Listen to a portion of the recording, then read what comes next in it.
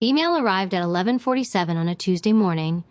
I was sitting in my office on the 14th floor of a building in Singapore's Marina Bay district, drinking a coffee that had gone cold 40 minutes ago, when my phone buzzed on the desk. I looked at the sender, my father's name.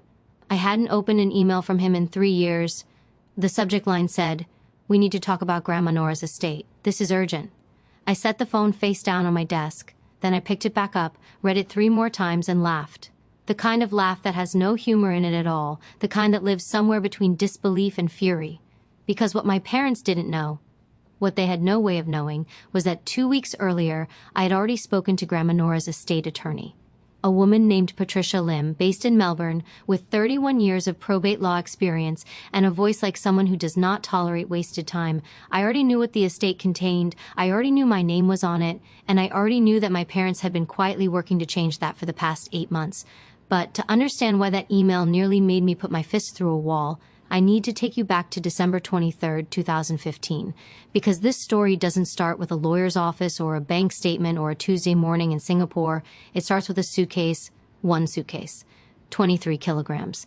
That's what my mother told me I was allowed to bring. I was 19 years old. My name is Mia Calloway. I grew up in a suburb of Adelaide, South Australia, in a house that looked from the outside exactly like every other house on Pemberton Close. Cream brick, a bottle brush tree in the front yard, a Hills hoist in the back. My father, Daniel Calloway, was a financial planner who drove a Lexuses and wore suits that cost more than most people's rent.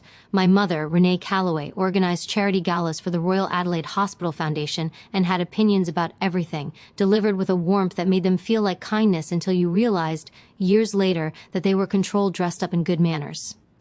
I have one sibling, my brother Marcus, who's 3 years older than me, and who has, for as long as I can remember, been described by my parents as the capable one, the one with direction, the one who knew what he wanted. I was the other one. I wasn't a bad kid. I wasn't a dropout or a disaster.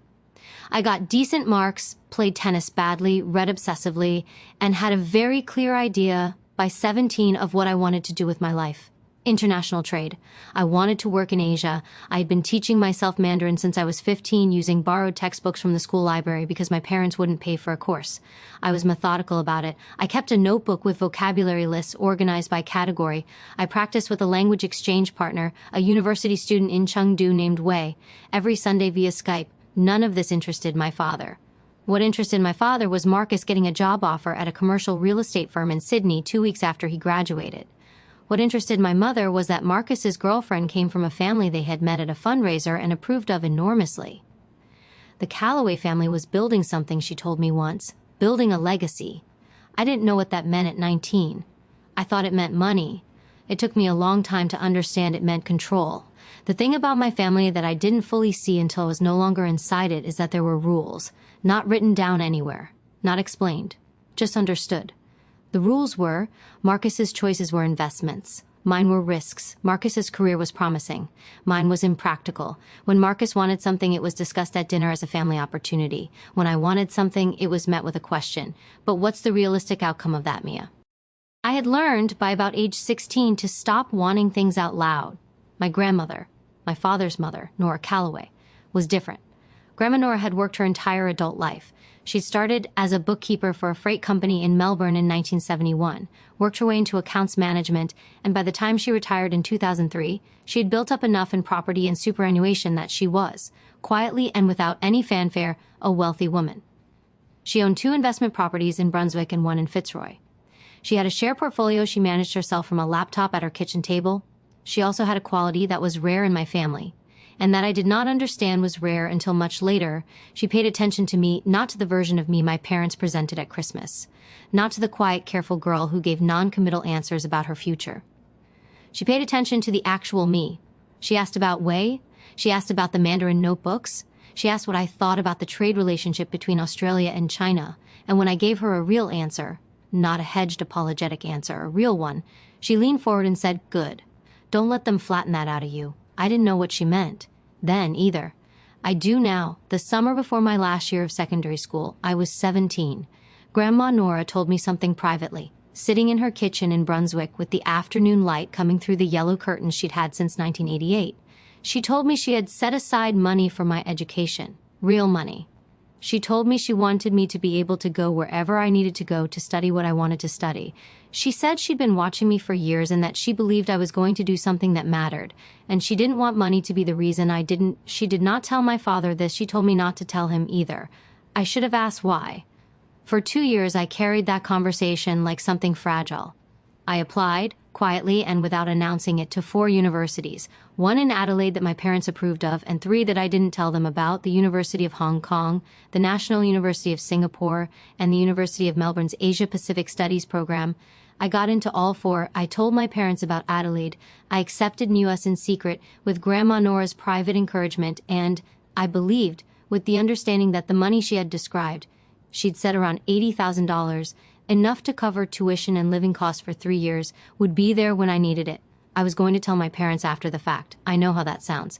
I was 18. I had watched my entire life what happened to plans that were discussed in advance in my family. They got managed, redirected, optimized into something that served the architecture of the Callaway legacy rather than the person who had the plan. So I didn't tell them. And for 3 months, I was quietly, privately thrilling with the knowledge that I was about to step entirely outside the frame my parents had built for me.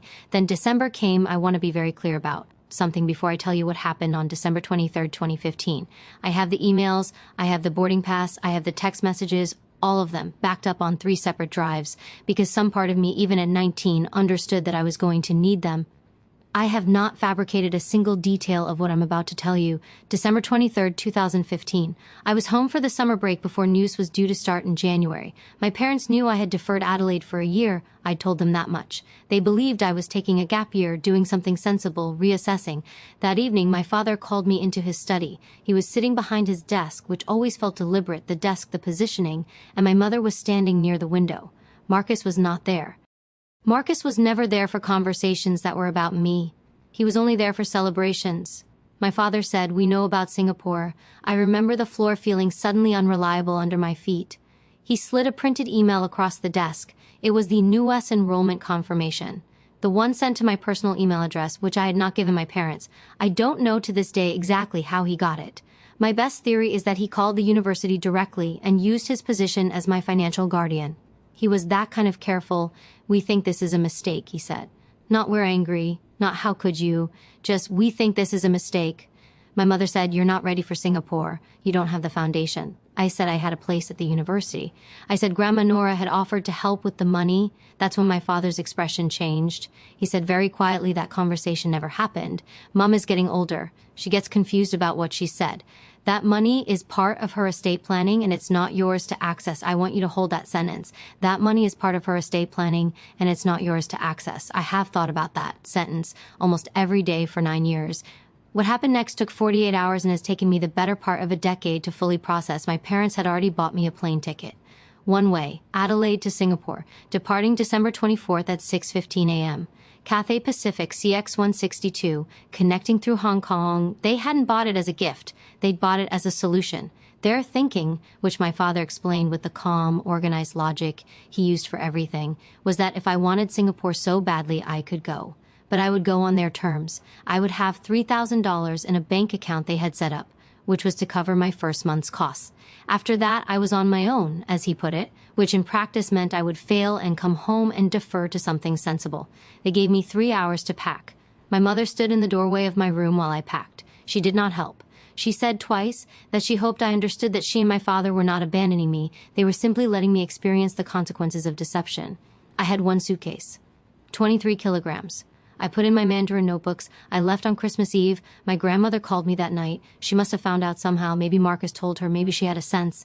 And she was crying. She said, "I'm so sorry, Mia. I'm going to fix this. I promise I'm going to fix this." I told her I was going to be okay. I didn't know if that was true. I want to tell you about the next 3 years quickly, not because they weren't important, but because the retention of this story is not in my suffering. It's in what I built. Singapore was hard in ways I had not anticipated and extraordinary in ways I had.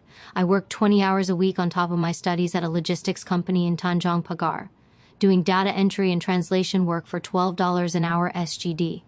I lived in a shared HDB flat in Clementi with 4 other women and ate at hawker centers and took the MRT everywhere and was, for the first time in my memory, completely alone in the world and completely responsible for myself. I was also, for the first time, building something that was entirely mine. My Mandarin became fluent by the end of year 1.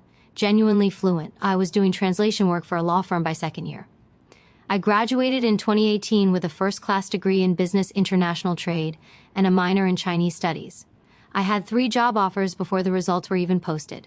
I took the one at a mid-sized supply chain consultancy called Meridian Pacific Group, based in Singapore's CBD, working with clients across Southeast Asia and mainland China.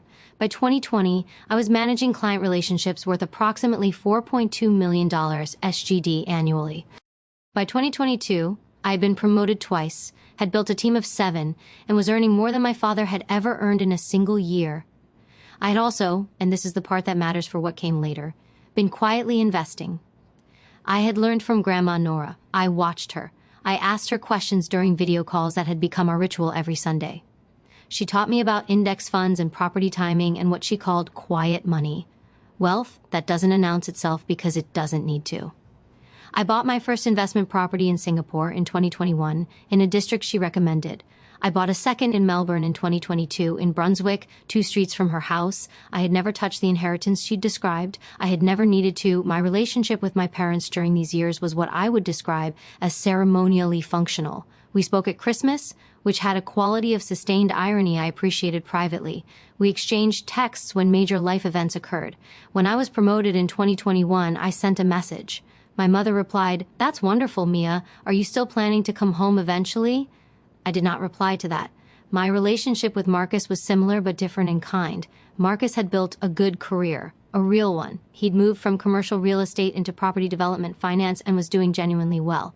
I held no resentment toward him about his position in my family's hierarchy. He hadn't created it. He'd just benefited from it. He called me sometimes drunk after family dinners and said things like, "They talk about you more than you think. And Dad looked up your company once." He showed Mom and I would say, "Marcus, go drink some water and hang up." The person I kept was Grandma Nora every Sunday. 9 years, Nora Calloway died on April 2nd, 2024. She was 81 years old. She died in her home in Brunswick with her neighbor Margaret sitting beside her and her cat, a tabby named Gerald, on the end of the bed. She had been declining for about 8 months, a series of small strokes, then a larger one in February. I flew to Melbourne for the funeral. I saw my parents for the first time in 4 years. My mother hugged me at the funeral home and said, "You look tired, are you eating enough?" And I thought, 9 years, and this is the sentence. The week after the funeral, I received a call from Patricia Lim, Probate Estates, Patricia Lim Associates, 12 Collins Street, Melbourne, Vic 3000. She had been Grandma Nora's attorney for 11 years. She said, "Miss Calloway, I need you to come in. There are some matters relating to your grandmother's estate that require your attention in person. I'd also ask that you not discuss the content of this meeting with other family members prior to attending." I flew back to Melbourne 4 days later. I want you to remember one specific detail from what I'm about to describe, because it comes back later in a way that even Patricia Lim described as extraordinary. The estate, as Patricia laid it out across a conference table in Collins Street on a Tuesday morning in May 2024, was larger than I had known. The Brunswick properties, 2 of them, had appreciated significantly since Grandma Nora had bought them in the 90s. The Fitzroy property had been sold in 2019 and the proceeds invested. The share portfolio had been quietly, methodically compounded for 20 years. Total estate value, $2.87 million odd. I sat across from Patricia Lim while she walked me through this, and I kept my face very still. Then Patricia opened a second folder. She said, "Your grandmother updated her will in March 2023, 13 months before she died. At that time, she was mentally competent. I can confirm this personally as I was present for the signing and conducted a standard capacity assessment. The will is unambiguous." She slid the document toward me. Nora Calloway had left her estate as follows. To her son, Daniel Calloway, my father, the sum of $50,000 odd, which she described in the accompanying letter as a fair acknowledgement of our relationship as it actually existed. To her grandson, Marcus Calloway, the sum of $30,000 odd. To the Royal Melbourne Hospital Foundation, $100 zero odd. To her granddaughter, Mia Calloway, the remainder of the estate, including all properties, investments, and liquid assets, estimated at the time of writing at $2.4 million AUD, and now, with appreciation, sitting at approximately $2.69 million AUD. There was also a letter, addressed to me in Grandma Nora's handwriting, sealed with her personal wax stamp, a habit she'd had since the 1970s. I did not open it in the office. I thanked Patricia. I asked her 2 questions, timeline for probate, and whether she was aware of any challenges to the will. She told me probate would take 3 to 5 months, and then she paused, in the way that lawyers pause when they have something to say and are choosing words carefully. She said, "I am aware that a member of your family made contact with my office in September of last year. I am not at liberty to share the content of that communication. I would, however, suggest that you familiarize yourself with the relevant sections of the Administration and Probate Act 1958 before those proceedings conclude." I thanked her again. I walked out into Collins Street. I found a cafe 2 blocks away, ordered a flat white, and opened the letter. I am not going to read you Grandma Nora's letter in full. Some things are private. Some things are mine. But I will tell you what she said in the first paragraph because it is the sentence that every subsequent event in this story rests on. I know what happened on December 23, 2015. I know what your father said to you in that study because your mother told Margaret about it 3 months later at a luncheon, and Margaret told me. I have been waiting 9 years to correct it. I'm sorry it took this long. I am not sorry about what it will do. She had known. For 9 years, she had known exactly what my father had said to me about that money. That conversation never happened. She gets confused. He had told me my grandmother was confused, and she had been sharp as glass until the last 6 months of her life. She had updated her will 13 months before she died. At 79, with full capacity, she had sat in Patricia Lim's office and corrected 9 years of a story my father had written about her. I sat in that cafe for an hour. Then I flew back to Singapore, went to my office on the 14th floor, and waited. It took my father 3 weeks to find out. I know the exact date he found out because that's when the email arrived. The one I told you about at the beginning of this story. We need to talk about Grandma Nora's estate. This is urgent. I did not reply that day. I did not reply the next day either. On the 3rd day, I forwarded the email to Patricia Lim with a single line. Please note, I have received this communication. I will be following your guidance on all estate matters. Then I called Marcus. I hadn't planned to call Marcus. I'm still not entirely sure why I did, except that Marcus had always been, underneath the position he occupied in my family, a decent person who had never directly done anything to harm me. I wanted him to hear what I was about to tell him from me, not from my parents. He picked up on the 2nd ring. I said, "Marcus, Grandma Nora left the estate to me. The whole thing except for $50,000 to Dad and $30,000 to you. I wanted you to hear that from me directly." He was quiet for a long time. Then he said, "How much?" I told him. He was quiet again. Then he said, "Did you know?" I said, "I found out 6 weeks ago." He said, "Mia, Dad's going to," and then he stopped. I said, "I know." He said, "He's been talking to a lawyer since September." I said, "I know that too."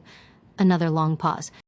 Then Marcus said very quietly, "She really did love you more, didn't she?" And his voice was not angry when he said it. It was something else, something that had been sitting there for a long time. I said, "She saw me, Marcus. That's all it was. He didn't say anything to that." We hung up. My father's formal challenge to the will was filed through a Melbourne probate attorney, a man named Jeffrey Pratt of Pratt Hollis, 55 King Street, Melbourne, on June 11, 2024. The grounds were twofold. First, that Nora Calloway lacked testamentary capacity at the time of signing in March 2023. Second, that she had been subject to undue influence in the preparation of the new will. The undue influence, according to the filing, was alleged to have been exercised by me. Let me be very precise about what my father alleged in this document, because it is important. He alleged that I had manipulated an elderly woman, his own mother, over the course of years, through our Sunday phone calls, to divert her estate away from her son and toward me, using her affection for me as leverage. He alleged that the revision of the will was not Nora Calloway's free and independent decision. He alleged, in a legal document filed in the Victorian Supreme Court, that the money was not rightfully mine. I printed that document. I read it 3 times. Then I put it in a folder labeled Pratt Hollis, June 2024, and filed it alongside everything else I had been building since the morning. Patricia Lim asked me to familiarize myself with the Administration and Probate Act. If something about this story is hitting close to home, if you're watching this and thinking I know exactly how this feels, I want you to drop the word "seen" in the comments. Because this part of the story, being accused of exploiting the person who actually saw you, I think some of you know exactly what that costs. Here is what my father did not know when he filed that challenge. He did not know that Grandma Nora, in the 13 months between updating her will and dying, had done something that I only learned about in full after receiving Patricia Lim's call. She had been keeping records, not our phone calls. She was not recording me. She was recording herself. Specifically, she had been making dated journal entries in a leather notebook she had kept since the 1960s, documenting her own mental state, her own reasoning, and her own explicitly stated wishes regarding her estate. She did this after speaking with Patricia Lim, who had gently suggested that a will update of this nature, given the family dynamics involved, might benefit from corroborating documentation. Grandma Nora had written 41 entries between March 2023 and November 2023, when the small strokes began to affect her writing. They were detailed, specific, and written in her characteristic voice, dry, precise, occasionally sardonic. One entry, dated May 14, 2023, read, "Daniel called again about the Brunswick properties. He suggested I speak to his financial planner about restructuring the estate for tax purposes. I told him I already have an attorney. He said Patricia charges too much. I told him I'll be dead when I find out what it costs, so I'm not worried. He didn't find this funny. I did." Another from August 2023, Mia called this morning. "We talked for an hour about the garment logistics situation in Vietnam and whether it changes the calculus for nearshoring. She is the sharpest person I know. I have made my decision and I am at peace with it. I am also, I will admit, somewhat looking forward to what happens." Patricia Lim had this notebook. Patricia Lim also had 3 character witness statements, from Margaret next door, from Grandma Nora's GP, Dr. Rosalind Chu, and from her accountant of 20 years, all attesting to Nora Calloway's sharp mind, independent decision-making, and complete absence of confusion regarding her financial affairs up to and including March 2023. Patricia Lim also had the signed capacity assessment from the day the will was executed.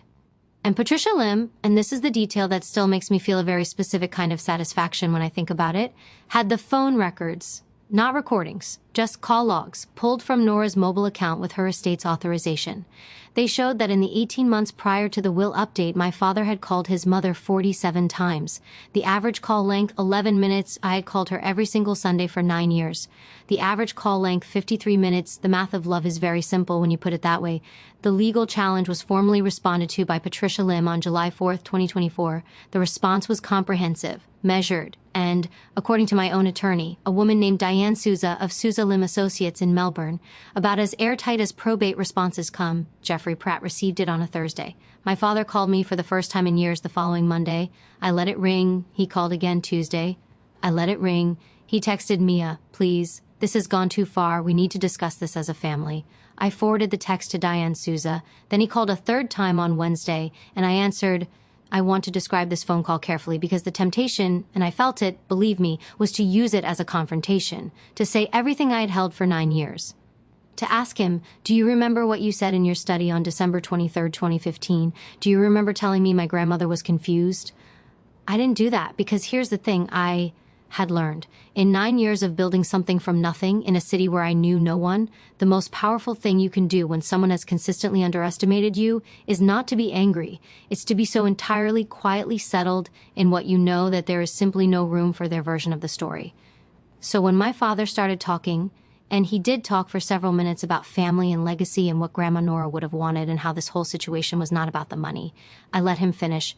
Then I said, "Dad, I have your legal filing. I've read it. I want to be clear that I'm not going to withdraw from this proceeding, and I'm not going to discuss the estate outside of legal channels. If you have something to say, your attorney can say it to mine." He said, "This is not who we raised you to be." I said, "Actually, I think it is." Then I said, "I need to go. I have a meeting." I hung up. My mother called the next day. Her approach was different. Softer, more sorrowful, more designed to locate the part of me that had spent 19 years trying to earn her attention. She said things like, "I know we haven't always gotten this right, and your father is devastated, Mia. You have to understand what this has done to him, and Grandma Nora was not well, even if she seemed well." Toward the end, she was saying things that didn't make sense. I said, "Mom, I have 41 journal entries in her handwriting documenting her own cognitive state through 2023.